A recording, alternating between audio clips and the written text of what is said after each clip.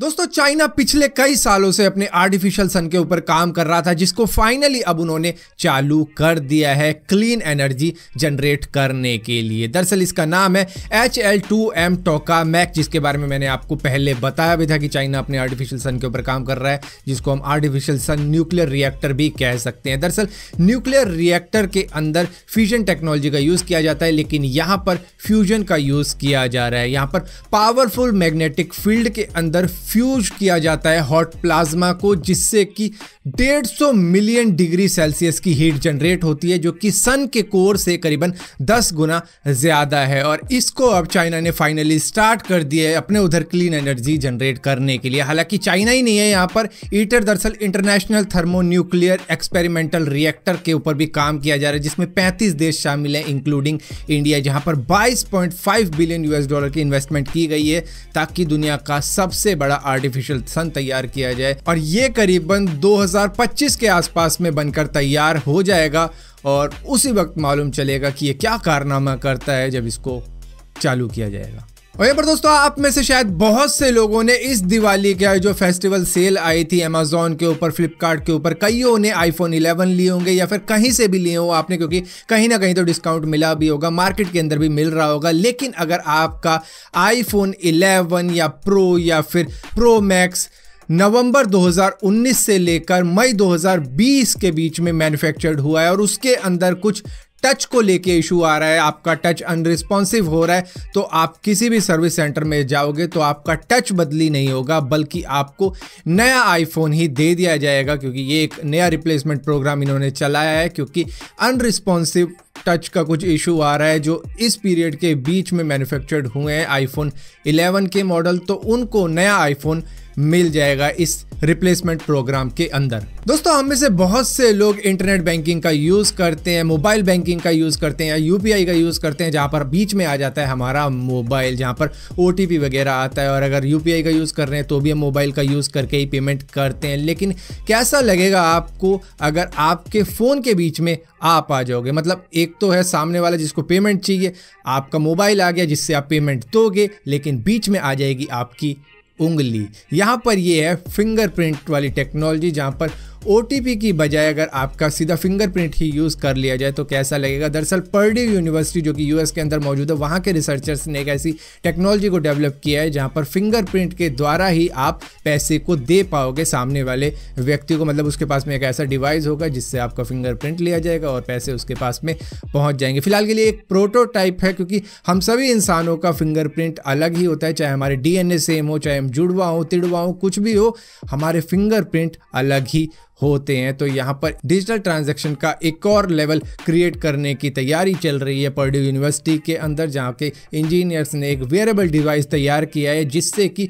Fingerprint से ही आप payment कर पाओगे। यहाँ पर मोबाइल और पैसे देने वाले के बीच में अब आ जाएगी आपकी उंगली। तो बस वही है कि उंगली क्यों कर रहा है, अब उंगली करना भी जरूरी हो जाएगा आने वाले वक्त में। फिलहाल के लिए प्रोटोटाइप ही है। दोस्तों इंडिया के अंदर हम में से बहुत से लोग शायद ड्रोन को खरीदने में काफी ज्यादा मुश्किल फेस कर रहे होंगे, क्योंकि इतना ज्यादा मिल नहीं रहा है। यहाँ पे काफी सारे रूल्स एंड रेगुलेशन है गवर्नमेंट के। लेकिन अल्बामा बेस्ड एक प्राइवेट रॉकेट लॉन्चिंग कंपनी जिसका नाम है EVUM, उन्होंने दुनिया का सबसे बड़ा ड्रोन तैयार कर दिया है जो कि एक रॉकेट तक लॉन्च कर सकता है। यहाँ पर इसको कोई भी लॉन्च पैड की ज़रूरत नहीं है, बस इसे रनवे चाहिए करीबन 1.5 किलोमीटर का। ये उसी पे लैंड कर जाएगा, उसी से टेक ऑफ कर जाएगा। इसका वजन है करीबन 25,000 किलोग्राम और इसकी लंबाई है 80 फीट, ऊंचाई है 18 फीट और ये चौड़ा है करीबन 60 फीट तक का। यहाँ पर ये हवा में ही किसी भी रॉकेट को लॉन्च कर देगा अर्थ के ऑर्बिट में, जो कि सैटेलाइट को स्पेस में छोड़ सकता है। इसका नाम रखा गया है रेवन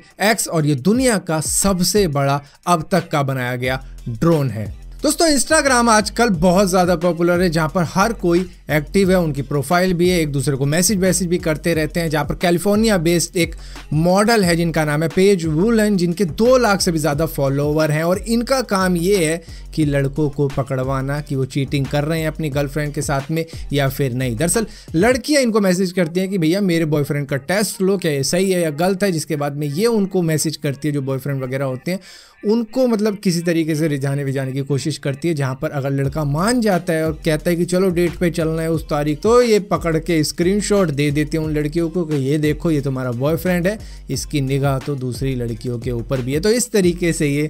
पकड़वा रही है। तो मतलब ये सोशल मीडिया की कुछ मतलब क्या बोले हीरो बनी पड़ी है इस वक्त में यूएस के अंदर, जिसकी वजह से इनको काफ़ी ज़्यादा पॉपुलैरिटी वहाँ पे मिल रही है। तो आपका क्या कहना होगा इस बारे में, जिस तरीके से पकड़वा रही है, खुद ही मैसेज करके, खुद ही उनको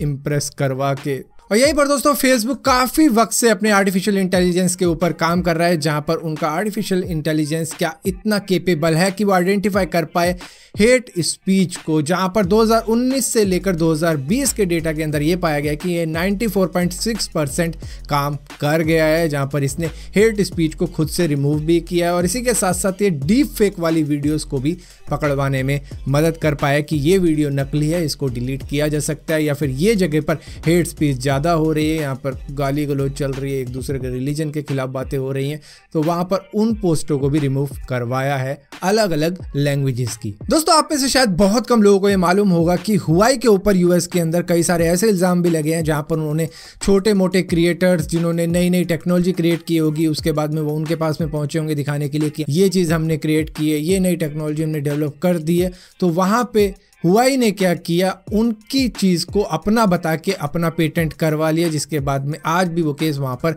चल ही रहे हैं। यहाँ पर एक और चीज़ पाई गई है कि एक चाइनीज़ प्रोफेसर जो कि यूनिवर्सिटी ऑफ टेक्सास के अंदर काम कर रहा था एज ए प्रोफेसर, वो काफ़ी टाइम से हुआई को कई सारी इंफॉर्मेशन दे रहा था। दरअसल इसका नाम है बो माओ, जो कि गिल्टी करार पाया गया एफबीआई की इंट्रोगेशन के अंदर, जहाँ पर इसने कई सारे सर्किट्स की रिसर्च जो चल रही थी, डिटेल जो थी, वो सारी शेयर करी इसने हुआई के साथ में, ताकि हुआई को बेनिफिट हो सके और यूएस से पहले हुआई कुछ कारनामे कर दिखाए उसके अंदर और उनका हो जाए, वो उनके पेटेंट बन जाए। तो इस तरीके की चीज़ें भी इन्होंने करी हैं, जहाँ पर ये बो माओ गिल्टी पाया गया है और इसको वहाँ पे अगस्त के महीने में ही अरेस्ट कर लिया गया था और अब तो खैर केस ही चलेगा इसके ऊपर। और यहीं पर SMIC जो चाइना की लार्जेस्ट चिप मेकर है, उनको भी यूएस ने ब्लैक लिस्ट में डाल दिया है क्योंकि वो चाइनीज़ मिलिट्री के साथ में काम कर रहे थे। सो फिलहाल के लिए दोस्तों इस वीडियो के अंदर इतनी अपडेट्स थी। अगर ये वीडियो आपको पसंद आती है तो इस वीडियो को लाइक जरूर करना, शेयर जरूर करना और इसी तरीके की नई नई अपडेट्स पाने के लिए चैनल को सब्सक्राइब जरूर करना और सब्सक्राइब किया तो बेल का आइकन जरूर दबाना, वरना आपको मालूम नहीं चलेगा मेरे को वीडियो